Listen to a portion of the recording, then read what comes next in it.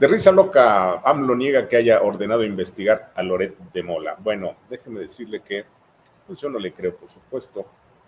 Yo imagino que ustedes tampoco le creen, ¿no? Esta mañana, Obrador negó que haya ordenado investigar a Carlos Loret, luego de que se dio a conocer que la Unidad de Inteligencia Financiera, conocida como la UIF, investiga al periodista y a su esposa, Berenice Coronado Llavé. Salió Carlos Loret de Mola a decir que estaba siendo perseguido por el gobierno falso. Nosotros no perseguimos a nadie, dijo el loco López. Asimismo, justificó la investigación de la UIF en contra de Loret porque pudo haber visto movimientos extraños en sus cuentas bancarias. En el mismo sentido, el Ejecutivo Federal aseguró que él no tiene por qué andar ordenando que se investigue a Carlos Loret. ¿Qué voy yo a andar ordenando que se investigue a Loret de Mola si casi es de dominio público que se trata de un periodista muy rico que hace un periodismo al servicio de intereses creados?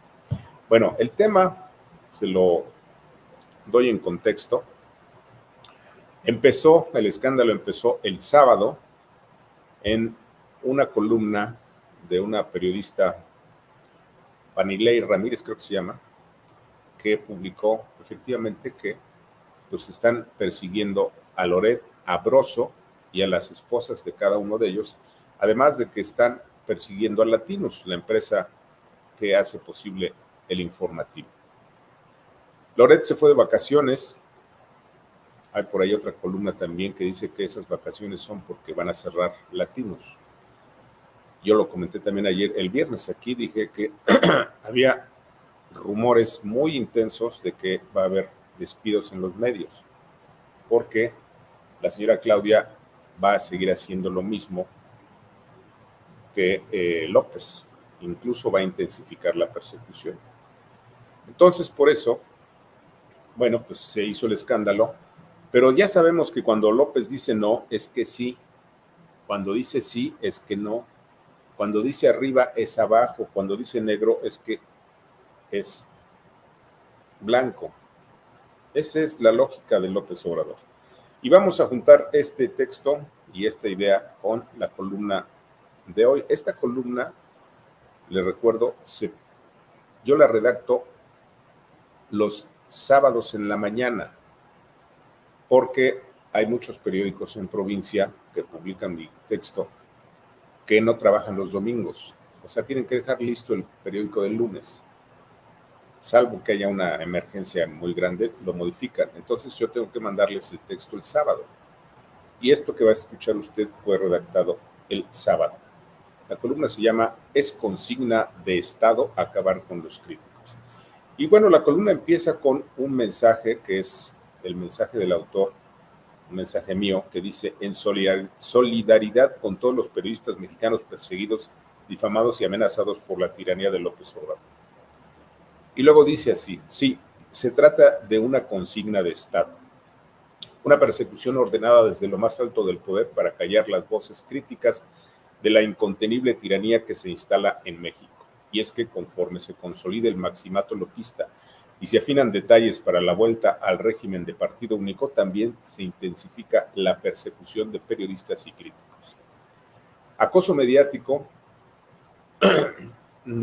acoso mediante todas las formas posibles, amenazas de muerte directas y campañas negras de insultos, difamaciones y calumnias a través de redes sociales, pasando por la persecución fiscal y hasta la arbitraria e ilegal prisión por exigir derechos elementales.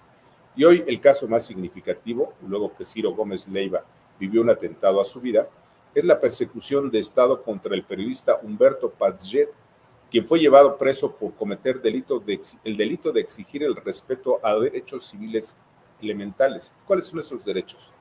Reclamar a la Fiscalía de la Ciudad de México una explicación de las razones por las que esa autoridad entregó los datos personales del periodista a grupos criminales denunciados en medios por extorsión, asesinato y venta de drogas en distintos puntos de la capital. Es decir, que en el México de la 4T también se sigue el manual del dictador para silenciar a los periodistas críticos mediante advertencias ejemplares. Manual que dicta no perseguir a los criminales, sino a quienes denuncian los crímenes. ¿Y cuáles son las advertencias ejemplares? Todos las conocen: la amenaza de muerte directa, el señalamiento infamante desde la mañanera presidencial, la ilegal persecución judicial y fiscal a los críticos, en especial y las matonas redes sociales que amenazan, insultan, difaman y calumnian. Y el mensaje también lo conoce todo México y el mundo entero. Así se puede leer el mensaje de esta persecución. Vean lo que le pasa a quien critica y exhibe las complicidades del poder, a quien divulga la alianza del Estado mexicano y el crimen organizado, y a quienes revelan los negocios de extorsión y muerte que solapa tanto el gobierno federal como el de la Ciudad de México.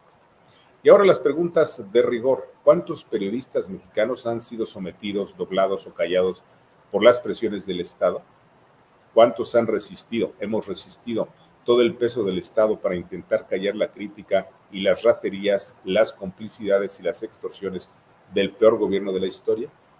¿Cuántos periodistas deben traicionar su conciencia por 30 monedas a pesar de la realidad que incluso los alcanza a todos ellos? ¿Cuántos dueños de medios prefieren claudicar antes que hacer frente a la tiranía que amenaza con destruir la democracia mexicana? Lo cierto es que la maquinaria del Estado lanzada contra los medios y los periodistas no descansa y día a día son más los que se doblan, los que se claudican, pero también todos los días aparecen los perseguidos. Vamos a los ejemplos. Como ya se dijo, el pasado viernes Humberto Pazet fue llevado preso por algunas horas luego que se atrevió a acudir a la Fiscalía de la Ciudad de México para exigir que aclararan y le mostraran el expediente abierto en su contra por revelar el modus operandi de mafias criminales aliadas al gobierno capitalino. Se trató, como queda claro, de una venganza y al mismo tiempo de un mensaje ejemplar no solo lanzado desde el Estado, sino con todo el peso del poder presidencial. Y fue tal la irregularidad que el periodista debió solicitar asilo al gobierno de Estados Unidos. Así lo dijo. Este es otro trabajo que ocasiona la venganza de Martí Batres y Andrés Manuel López Obrador con mis datos entregados por la misma autoridad al crimen, en este momento castigado en una cárcel administrativa por reclamar ese hecho.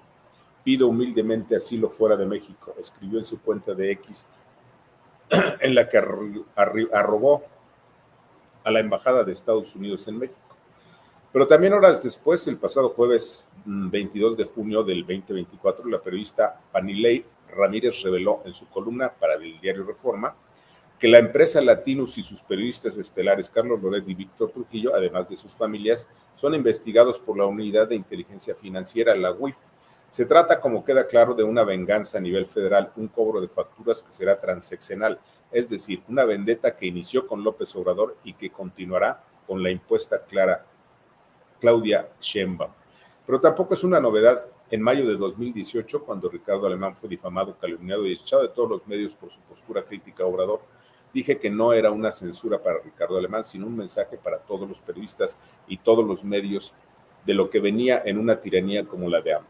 Muchos aplaudieron la persecución en mi contra y muchos otros se burlaron, pero hoy muchos de ellos han sido víctimas de la consigna de Estado de callar a los críticos de la tiranía que se impone.